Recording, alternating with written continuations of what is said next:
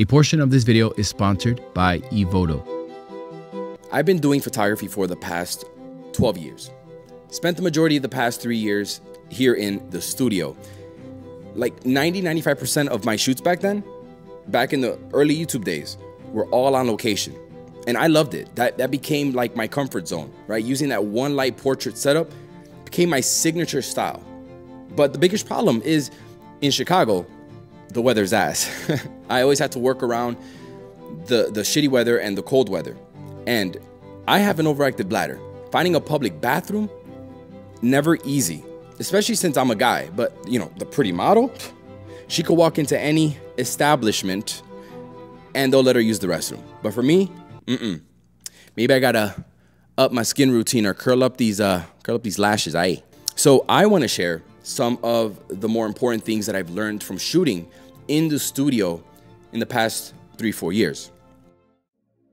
So one, the studio will humble you in many ways.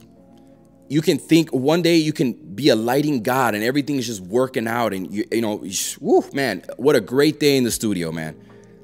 Then there could be another day where nothing is turning out the way you want it to and you feel like a complete imposter with a camera in your hand. You're thinking, you're contemplating life itself and just, why did I even pick up a camera? Maybe this is not for me. Those days, that's gonna happen. Working outdoors in the elements, the thing is that I could use the environment, the city backdrop, the sun to help create dynamic shots. Shooting with the city backdrop, it's so easy to find those compositional elements that I love, like symmetry, leading lines, using different textures to help give more interest to my photos. All I really needed was one light and I'm set, right? But in the studio, you don't have any of that to rely on. It's you, your model, your plain backdrop, maybe a prop or two, and your lighting, okay?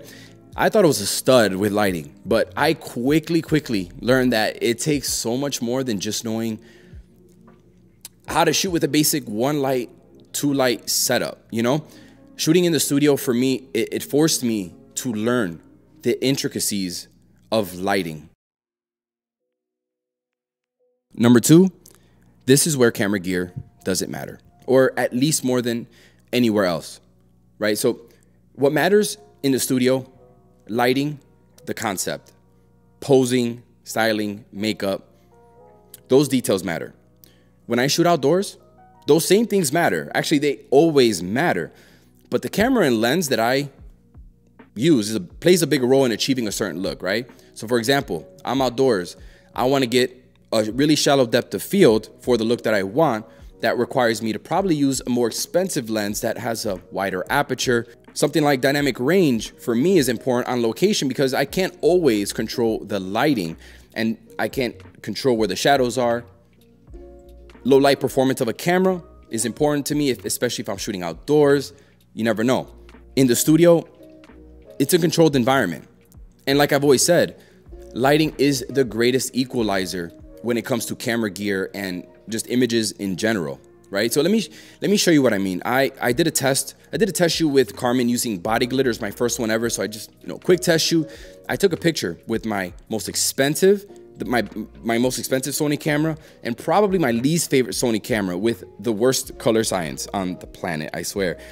And you will see for yourself that it doesn't really make that big of a difference when everything else is on point. So unfortunately, my A6500 is catching strays in this video, but it's the truth, right? Compared to the $6,500 Sony A1 straight out of camera, the colors and the white balance are totally off on the much cheaper A6500. But after a little color correcting, it's hard to see much of a difference when you're looking at the final product. Now, obviously, the lens has a big part to play in this, but it's a $600 105mm Sigma macro lens. It's not a super high-end lens, but my point still stands. Lighting is the great equalizer. Number three, using one light can only get you so far when trying to create impactful images. When you master all the different ways you can use one light, and when you learn how to play with the subject distance from the background and reflectors, V-flats, you can get a lot of different looks with one light. But to take your work to the next level, you're gonna wanna introduce more lights.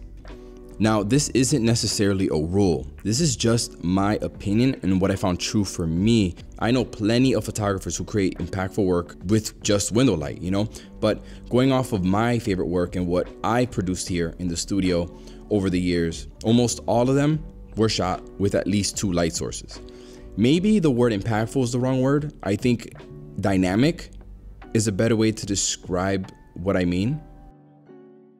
Okay, so I want to quickly jump in here and tell you about today's sponsor, Evoto. This portrait editing software really caught me off guard. I'm able to do things that are normally really tedious by just simply moving a slider. Like I'm able to quickly remove blemishes, freckles, and acne really fast. Now, one of the hardest things about editing portraits is the skin. And instead of just applying blur over the skin, you can use a professional technique called dodge and burn. And with a simple slider, you can smoothen the skin while retaining the texture. Dark under eyes is always an issue, and this software does a pretty great job of that. You can edit the teeth, the eyes, you can remove the red veins from the eyes and make them pop with a simple slider. For hair editing, you can remove stray hairs with the slider. That's always a pain in the butt. You can quickly remove the glare from someone's glasses, and if you want, de-wrinkle clothing. You can completely change out the background if you want. One of the coolest things is that you're able to create your own preset with all the changes that you made and then apply those to all your photos. Like, there's just so much more that you can do with this software. I'm just scratching the surface here. Evoto is a free download. You can pay as you go, and the exclusive link can get you 30 credits for free. Check the link in the description. Number 4, the importance of using different kind of light modifiers because they all serve a different purpose. For example, this 1x4 strip box here, I love using these for rim lights. Why? Because look at the narrow beam of light that it's putting out a very narrow beam of light, so it's not putting light out everywhere, but also, oh boy, but also it's a very long modifier so that I can get that head to toe coverage with it. So really important for my rim lighting. Now, creating like really soft, flattering light is also very important for those people that you don't want to show, a lot of their flaws, or they just want a really clean, soft look. Having a larger modifier, I think, is essential. Now, this one is kind of expensive. This is the Zeppelin. It's a big boy, okay? And what I love about it is that the light is very wrapping, soft. And if you don't want a lot of shadows on someone's face and you want to remove you don't want to see a lot of their defects, something like this is always going to be nice to have. On a more budget, I think that the 7-foot Westcott umbrella is what I mainly use as even like a top-down light to create light from above, put it on a C-stand. It's very lightweight. I think that 7-foot umbrella, I think it's $100. It's probably the best, easiest way to have this large modifier that's going to create this really nice, soft, flattering light. But my favorite modifier, and this one shouldn't be a surprise to you, is the Manny Ortiz Beauty Dish. Okay, this is a 36-inch modifier. This has my branding on it. I could use it for portraits. I could use it for I could use it for close-up shots, full body shots. But what I love about it is that it's a soft light, but it's also a carving light. So it's kind of like, it's not, I like shadows in my photos. And with this size modifier, kind of gives me the best of both worlds. I can also take this out, and now I can put a plate in here, and now I could use it as a more traditional beauty dish where I'm getting a harsher, more carving light if I want to. But this one is my absolute go-to almost for every kind of portrait that I do in the studio. And this one is absolutely not necessary, but this is the optical spot. This is a light projection attachment, probably my top 2 favorite light modifier in here because it allows me to create different work. That it allows me to create work that's not seen all the time. Let's say on Instagram, I'm able to project fake window light, nice strip lights, slit lighting with this here. Okay, this is a secret weapon for a studio photographer. So in order to try to keep this video as short as possible, because I could talk about this stuff all day, that's what a podcast is for. Another thing I learned is how expensive it is to maintain a photography studio. I mean, 4 years ago, I got this place for a pretty good bargain. I mean, it's $1,400 for a storefront with a lot of space, with a little kitchen and an office back there. Nowadays, I went to try to look for a new studio and a storefront about the same size, at least double the price. You know, when I was looking for a studio, I had this vision in my head of like what I want and how I want it to feel inside. I want to like the space that I'm in. And I underestimated how much money it took to try to get to that point. For example, the floors were terrible. There was hair dye, stains everywhere. The floor was really creaky and old. So I had to get some new floors. I got them for like $1,500, the entire studio done. The walls were in terrible condition. So I got them all repainted. I spent maybe around $1,500 to $2,000 on that. And lovely. The tenants upstairs clearly don't care about, you know, or whatnot, water damage here, and the landlord is taking forever to fix it. So that's been there for a while. Great use of that money. When I got this place, there were no shades, and I need to be able to control the ambient light in my studio because a lot of the work requires that. So I had to get some custom shades done. Did I say custom? They were very expensive. And also I had to get that privacy film put on here eventually because there's a big street, the red light, and there's a big street, main street right across from here. So people can look in, and I don't want people seeing all my gear. A lot of little expenses that accumulated over time, right? Like a mini fridge, a clothing rack for models, vanity with some, you know, essential stuff there, vanity, chair, mirror, desk, you know, different desk here. We've got a lot of supporting gear, right? I had to buy different storage racks, paper backdrops. Oh my God, I go through these like M&Ms, white, especially the white ones. Like at least once a month, depending on how much I'm shooting here, or maybe like once every 2 months. Let's not exaggerate, but always needing some new paper backdrops. I wish I could afford an infinity wall, but not there yet.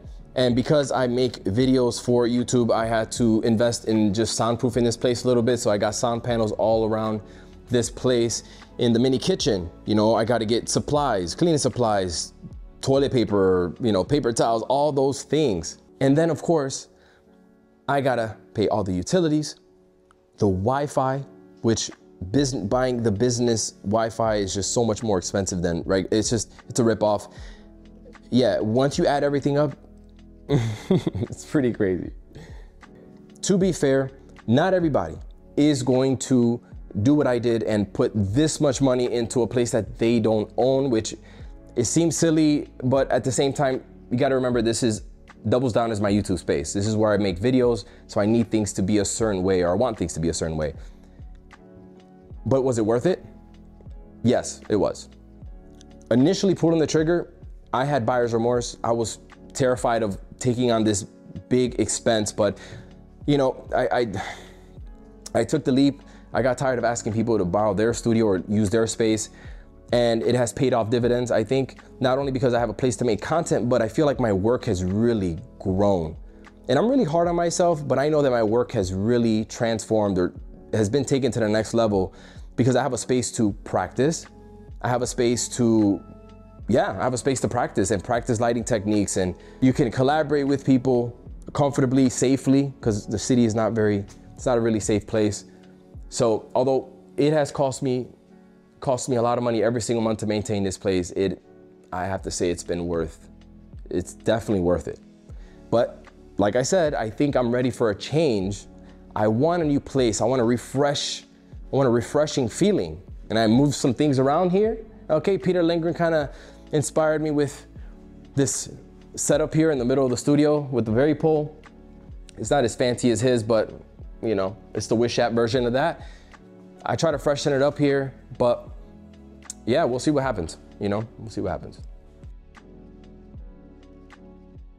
So I do want to speak on something. So I know a lot of the stuff here that I'm speaking about is very expensive, but I always said, it's always great to spend or get a quality modifier in the beginning because it's going to last you longer than the cheap stuff. But I would say in the studio, if you were ever going to cheap out on light modifiers, this is the place to cheap out on, because in my experience with cheaper modifiers, a lot of the times it's when you're collapsing them and you're setting them back up, that's where that's where there's the compromise with having a cheaper modifier. So I'm not trying to throw anybody under the bus, but this is a cheaper modifier sent by B&H. A great modifier, because I have it on LED, it does its job, does what it needs to do. But the moment that I start taking it, I take it down and collapse it, like the other one, I think like 2 times that I collapsed it, the rod started to break out. So if you're just gonna buy a modifier and you're gonna have it just set up and leave it there, I don't, you know, maybe get some cheaper stuff, but that's just, I'm always gonna preach, get something of quality. Westcott, I mean, all my stuff here I've had for years and everything is still in good working order. Testing. Okay. Okay.